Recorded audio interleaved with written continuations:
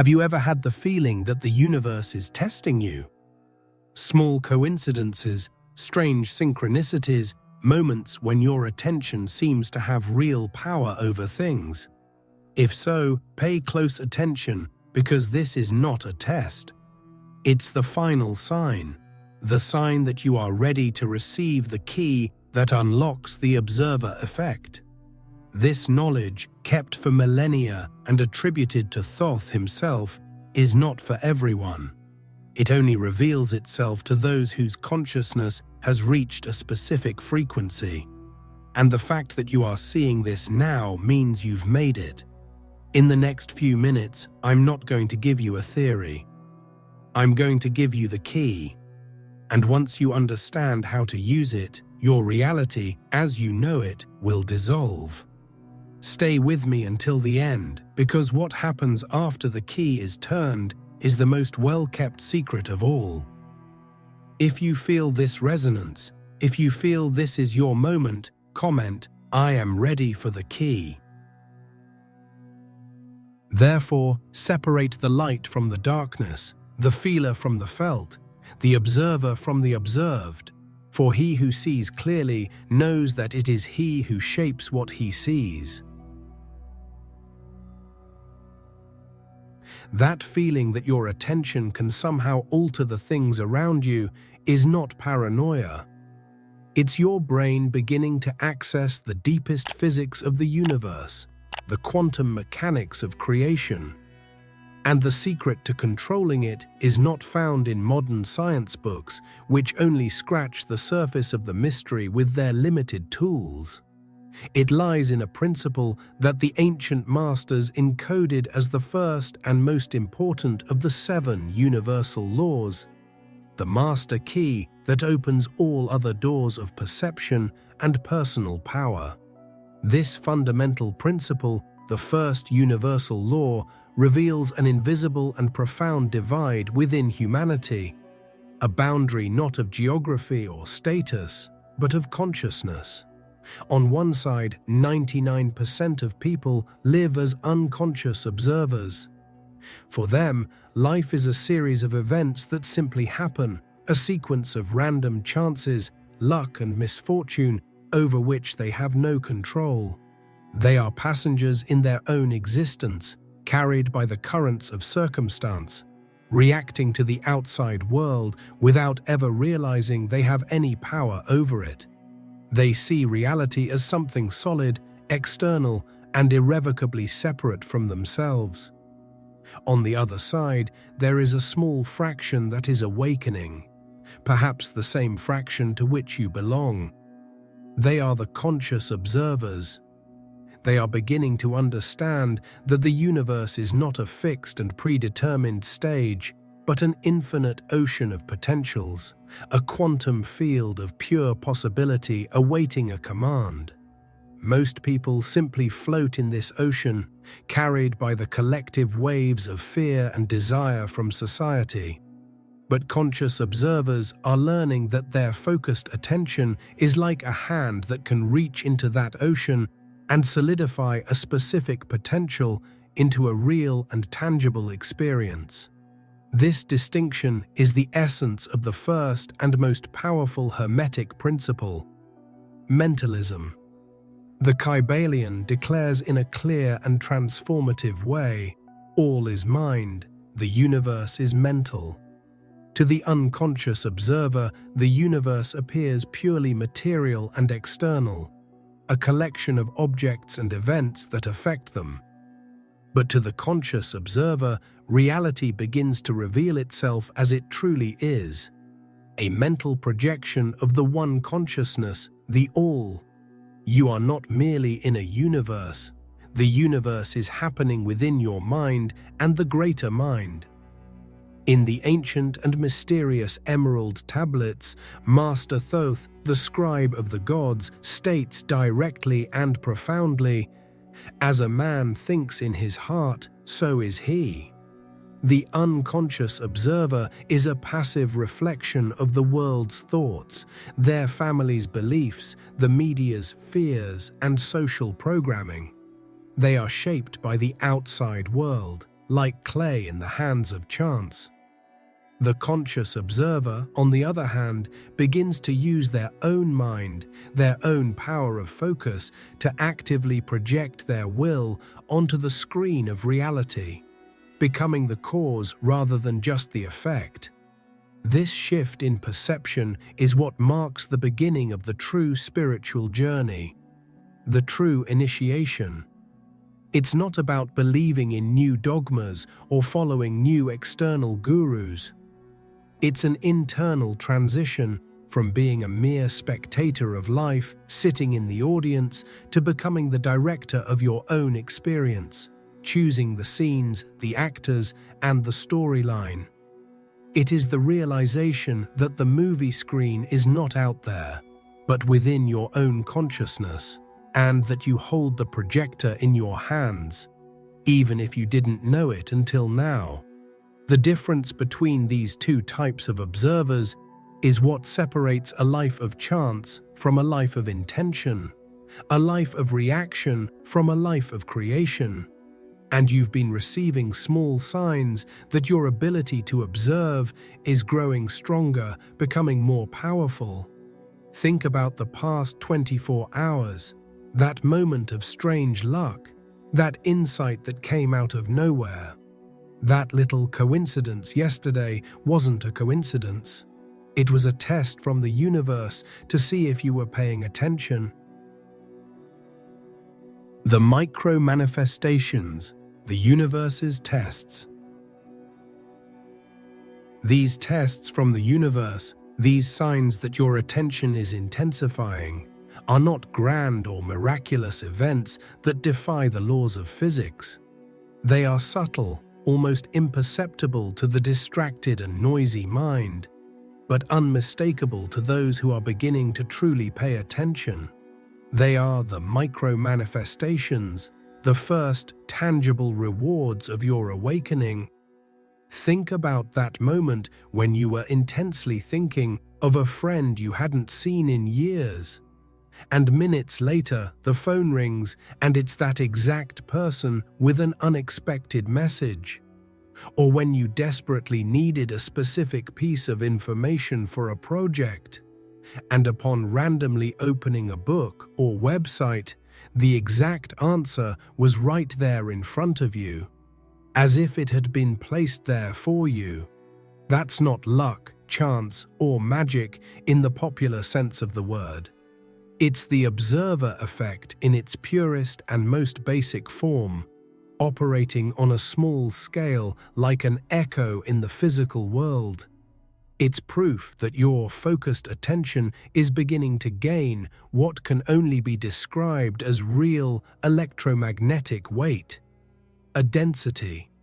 Your consciousness, when concentrated, stops being a passive receiver of information and becomes an active transmitter of energy, a force that interacts with and influences the quantum field around you, organizing probabilities in your favor in a way that conventional science still can't fully explain.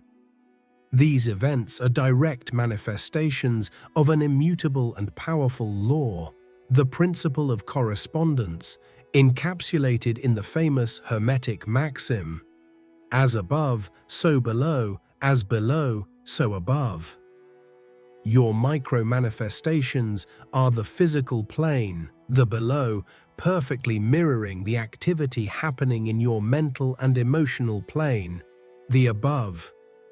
Every synchronicity, every meaningful coincidence is a material echo of an internal alignment you achieved, even if for just a brief and fleeting moment. A glimpse of the power you possess. True initiatic alchemy, taught in the ancient mystery schools, was never about turning lead into physical gold in a lab. That was just a metaphor for the great work within, the transformation of the soul itself. The true alchemist learns to purify their thoughts and emotions, the dense lead of fear, doubt, and anger, through the process of solve, the dissolution of limiting beliefs. Only then can the external reality precipitate in a corresponding and purified way. Coagula, the gold of manifested experience of health, abundance, and peace. Every time you focus intensely on a problem, ruminating over it with worry, and it drastically worsens, you are witnessing this law in action in a negative way. Your attention focused on negativity coagulates more negativity into your experience. Likewise, when you concentrate on a solution with the feeling of certainty and gratitude, the path opens in unexpected ways. You are practicing alchemy without knowing it, transmuting the invisible energy of thought into the visible matter of experience at every moment. These sparks of synchronicity are proof that correspondence is active in your life, that the bridge between your inner and outer worlds is becoming stronger and more responsive. They are the sign that you are beginning to master the fundamentals of conscious creation. But what happens when you learn to use the fire behind the spark? What happens when you move from accidental manifestation to deliberate creation? Time begins to bend, and your emotional state becomes the most powerful alchemical tool you possess. Now we go deeper into the mechanism, because the key lies not only in the cold, analytical attention of the mind. The real power, the true engine of creation, lies in attention charged with emotion. Emotion is the fuel of the manifestation engine. Imagine your attention as the lens of a projector. It directs the light, gives it focus. But emotion is the intensity of the bulb inside the projector. Attention without emotion projects a weak, blurry, lifeless image onto the screen of reality. Attention imbued with powerful feeling projects a clear, vibrant, and undeniable image that the universe has no choice but to materialize.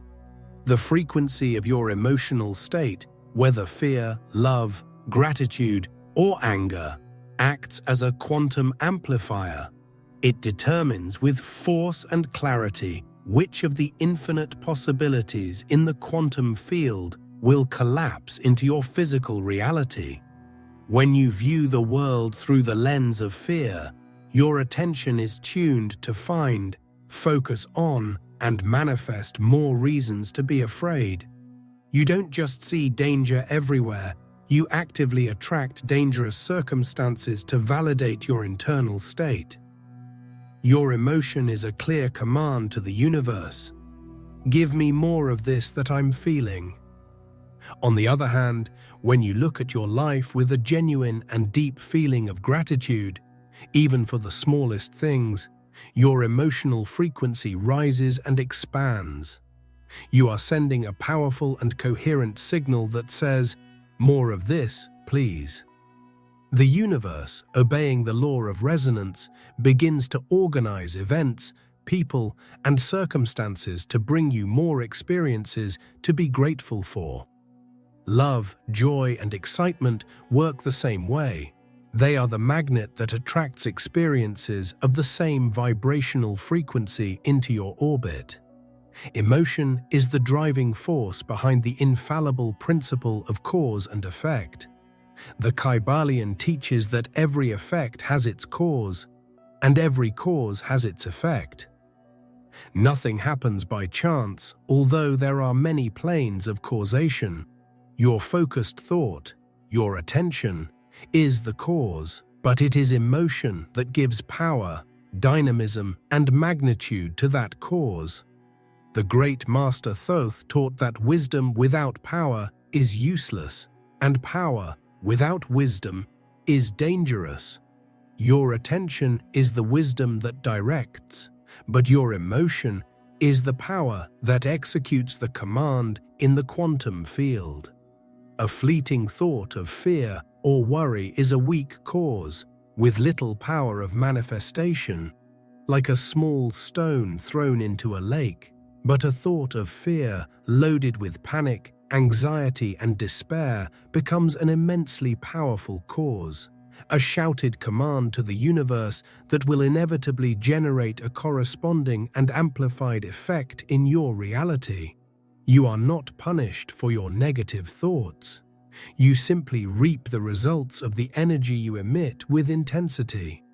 It is an impersonal and exact law, like gravity. This explains why superficial positive thinking often fails so miserably. It's useless to repeat empty affirmations if your underlying feeling, your emotional vibration, is one of doubt, fear, and lack. But this also reveals the hidden and profound purpose behind every difficulty you've ever faced. The periods of loneliness, the losses, the failures, they weren't punishments or mistakes of fate. They were a necessary and designed stage of your training, an alchemical quarantine. The quantum quarantine, the secret purpose of pain. Now we can reframe every moment of suffering in your life not as a scar, but as a training medal. Those periods of deep isolation when you felt misunderstood, alone, and abandoned by the world were not a rejection from the universe. They were a deliberate and protective quantum quarantine. You needed to be removed from the cacophony of collective unconscious observation, from the mental and emotional noise of the masses. The chaotic, fear-filled energy of the people around you would have contaminated and interfered with the delicate process of developing your own power as a conscious observer. The universe was protecting you, even if at the time it felt like a cruel punishment. Every relationship that ended, every job that was lost, every situation that came to a painful close was not a failure or a sign that you weren't good enough. It was the observer effect in action, guided by the wisdom of your soul. Your consciousness, even if unconsciously at the time, was observing the limitations and misalignment of those situations with such intensity that you collapsed the possibility of their continuation. The universe was creating the necessary vacuum so that new and higher possibilities could emerge and fill the space. Possibilities aligned with your inevitable expansion. The pain you felt during those processes was intensive and essential training. The gym of the soul. It was through the pain of loss that you learned, in the hardest and most indelible way, to observe without the desperate attachment that distorts manifestation and generates suffering. It was in solitude that you were forced to find your own inner strength, your own light. Every challenge was a lesson in how to stay centered in the midst of the storm, how to focus on the solution in the middle of chaos, how to hold on to faith when the outer world offered no visible proof.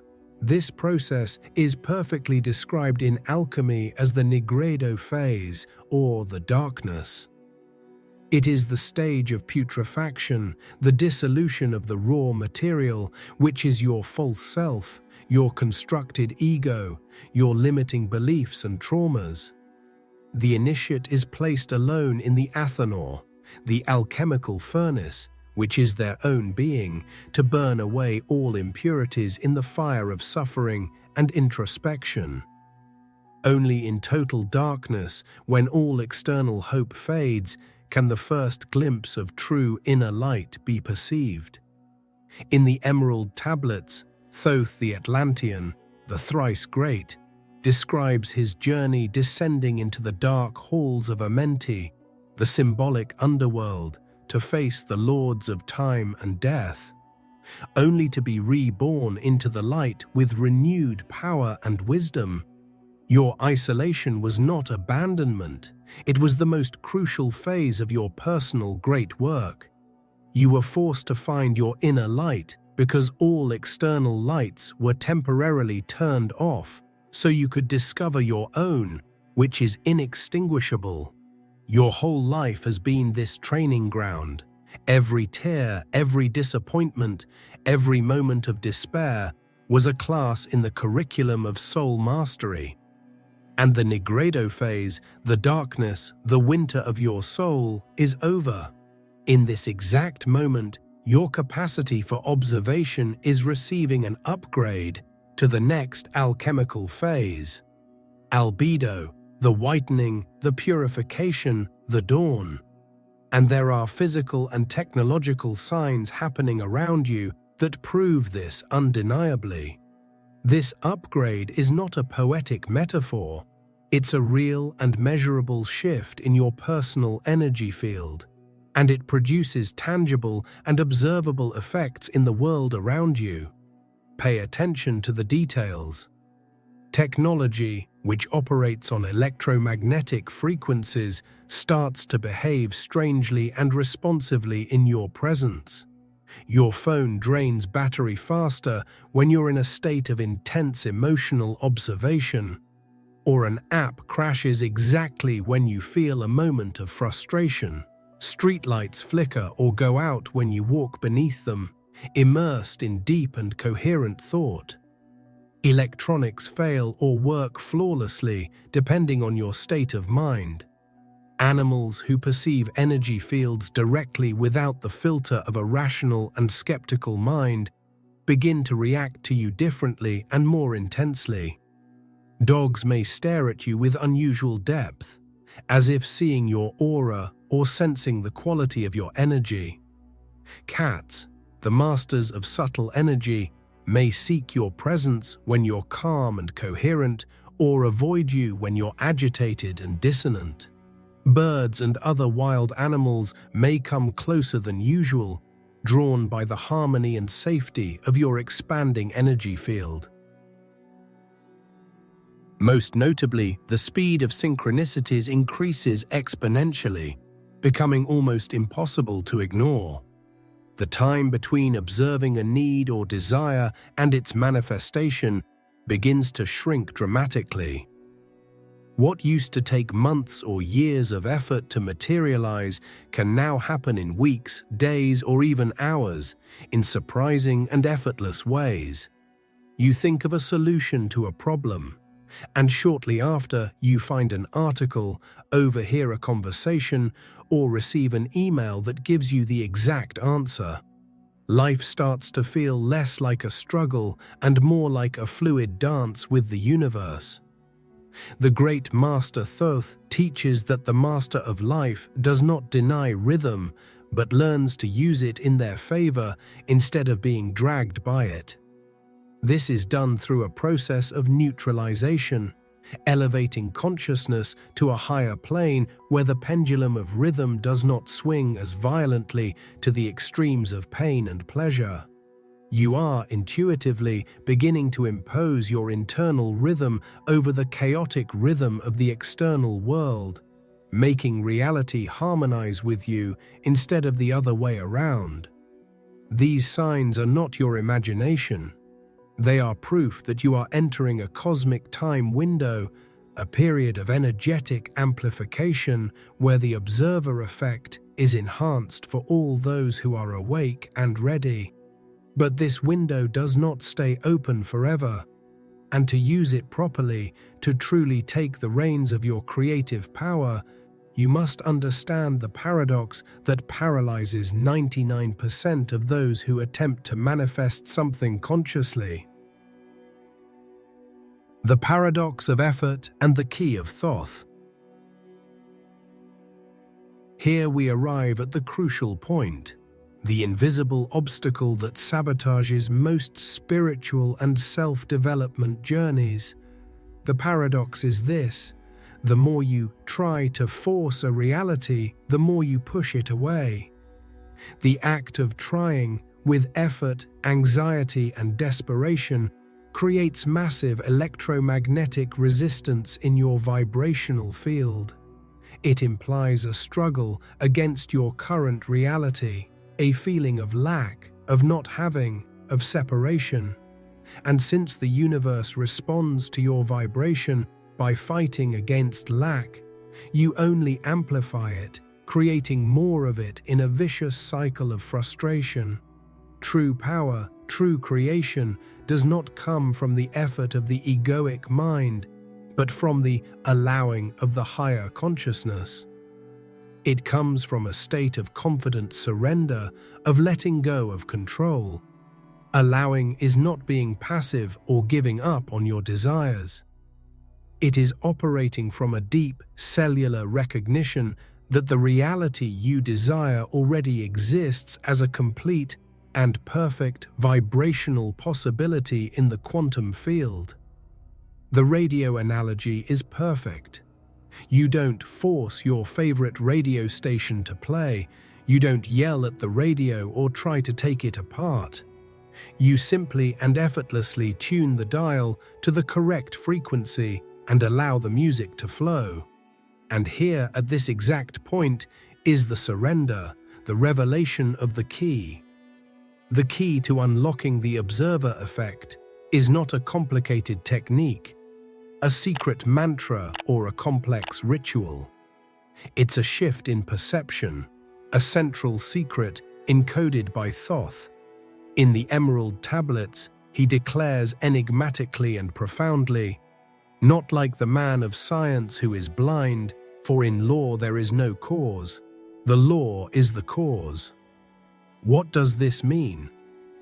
The mistake of the average man, and even of the materialist scientist, is trying to be the cause through effort, struggle, and willpower, trying to manipulate the outer world. Thoth's key is the understanding that you are not the cause. The universal law, the 7 Hermetic principles, are the cause. Your job is not to create the law or force it, but to align with it. Allowing is the conscious act of stopping the fight against the principles and beginning to flow with them. Like a surfer flows with the wave. You don't force vibration. You become the desired vibration through your feeling. You don't force correspondence. You align your inner state with the outer reality you wish to manifest, knowing that the outer must follow the inner. The key is not an action. It is an alignment. It is the fundamental difference between trying to break down a door with your shoulder, wasting energy and hurting yourself, and realizing that you've always had the key in your pocket to open it effortlessly. It's the transition from pushing the river to simply stepping into the boat and using the rudder to navigate the current that already exists and always will. It's the shift from being a creator who works by the sweat of their brow to a co-creator who dances with the universe with grace, ease, and joy. Now you have the key. You understand that the power is not in effort, but in alignment. You know you don't need to struggle. You just need to tune your frequency. But the question that immediately arises, the next door that appears, is, how do you align with a reality you can't yet see, touch, or feel? How do you tune into the frequency of something that seems distant and non-existent? The answer lies in the deepest secret of creation, a secret that Thoth encoded about the nature of supreme consciousness, the All. The great conceptual revelation that fundamentally changes the game of creation is this: you do not create or attract your reality out of nothing, like a magician pulling a rabbit from a hat. You select it, you reveal it. Imagine an infinite field of realities, a multiverse of possibilities, all coexisting simultaneously as vibrational potentials. There is a timeline where you are prosperous and healthy, another where you are sick and poor, one where you are happy and loved, another where you are lonely and bitter. All are equally real and valid in the quantum plane, waiting to be activated. Your vibrational frequency, the sum of your dominant thoughts and emotions, acts like a cosmic television channel selector. Thoth's role as the scribe of the gods takes on a new and powerful meaning here. He wasn't just recording the history that happened, he was observing it into existence through his divine focus. The act of recording, of focusing attention with intention and power, is the act of selecting a specific timeline from infinite possibilities and making it the dominant experienced reality. You, as a conscious observer, are a scribe of your own life, choosing at every moment, with every thought and feeling, which story you will record and therefore which story you will live. The Kybalion states clearly and liberatingly, while the all in itself is unknowable, its mental universe is knowable. The secret, then, is not to attract something from a distant, separate outside, but to reveal what already exists as a perfect potential within the mental universe of the all, which is also your own mental universe. Alchemy calls this revealing the philosopher's stone. The stone is not created from nothing. It has always been present in the raw material of lead. The alchemist's work is to remove the impurities so that its golden light can finally shine. Your desired reality, your perfect health, your unlimited abundance, your deep love, already exists as a philosopher's stone in potential within your consciousness. Your work of alignment, of allowing, is an act of revelation, not of creation from scratch. It is a process of clearing, removing the layers of doubt, fear, guilt, shame, and limiting beliefs that obscure the perfection already there, waiting to be revealed and experienced by you. The sunlight is always shining. Your job is only to clear the clouds that cover it. You stop looking outward, waiting for the world to give you what you want, and start looking inward, to clear what is preventing you from experiencing what is already yours by divine birthright. Creation becomes an act of subtraction, not addition.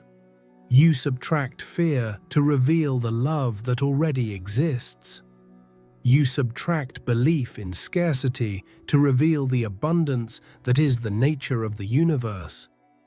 You subtract the identity of the victim to reveal the power of the Creator that has always been there. But this leads to the final revelation, the most intimate, the most comforting, and the most powerful of all.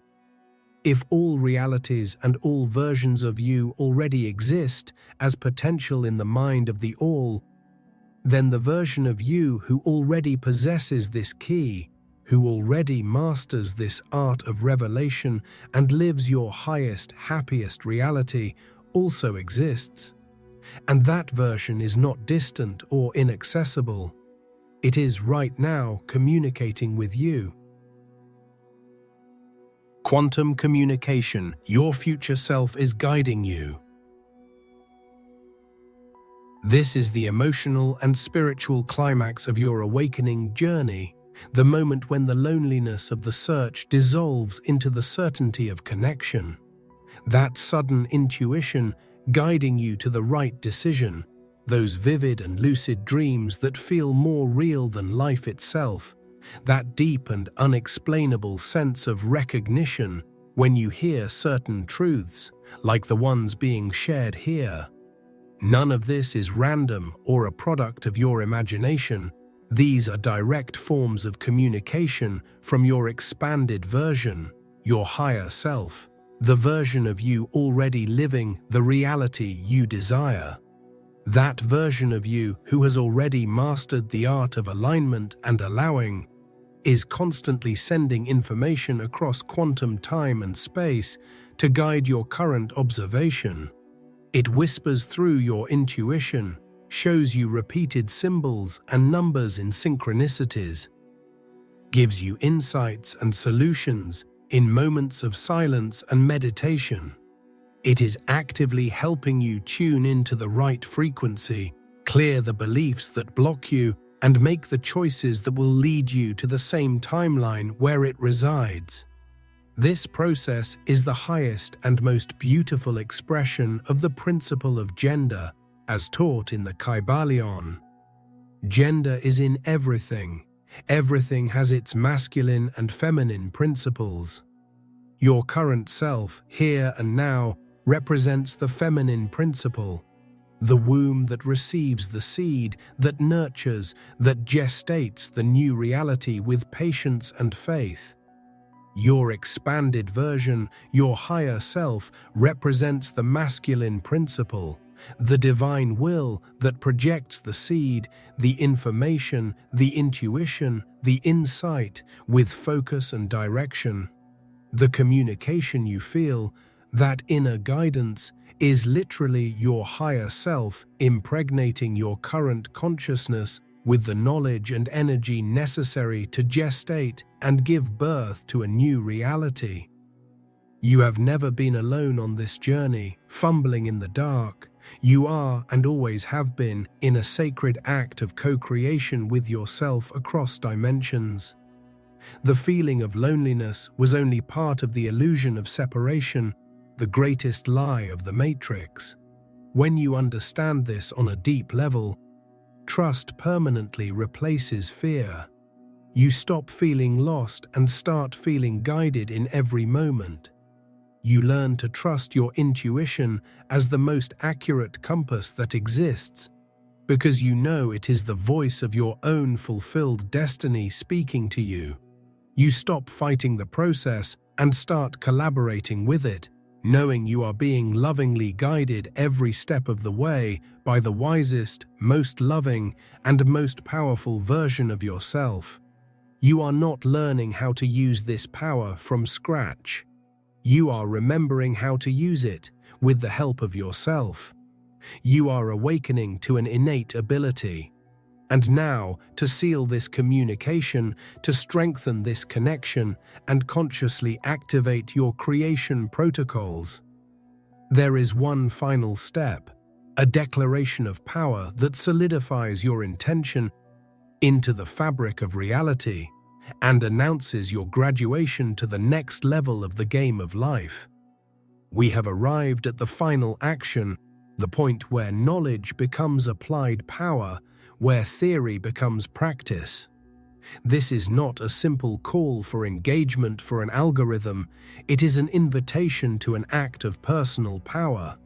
Now you will write the words "I unlock the observer" in the comments below. This act, done with conscious and focused intention, is much more than typing letters on a screen. It is an electromagnetic declaration to the quantum field. It is a command, a decree, announcing your intention to operate from now on as a conscious and deliberate creator. In the oldest esoteric and magical traditions, the spoken or written word, when charged with intention, is an act of creation, a spell in the purest sense of the word. It is the materialization of a thought, the first step in the precipitation of energy from the mental plane to the physical plane. It is your fiat lux, your let there be light in your own life. By declaring yourself an observer, you are consciously claiming your role as the scribe of your reality, the selector of your timeline, the director of your film. This simple act of writing the word observer is a powerful ritual that sets all 7 Hermetic principles into motion simultaneously in your favor. You are setting your mental state as a creator. You are adjusting your vibration to one of power and responsibility. You are creating a direct correspondence between your internal intention and your external action. You are establishing a new and powerful cause that will generate new and wonderful effects. You are aligning with the rhythm of your awakening. If you would like to support this channel more directly and help this message reach more people, there is a special link for contributions in the first pinned comment. Any amount, any gesture of support makes a huge difference. For me personally, and for the growth of this channel, it helps me continue creating content like this and spreading this knowledge further. But know this, the very fact that you've watched until the end already helps me deeply. You can also share this video with someone who needs this awakening. Sometimes what seems like just another video can become the key in someone's life. And don't leave just yet. I've saved a special video carefully chosen for those who made it this far. Click now on the video appearing on the screen and let's meet there.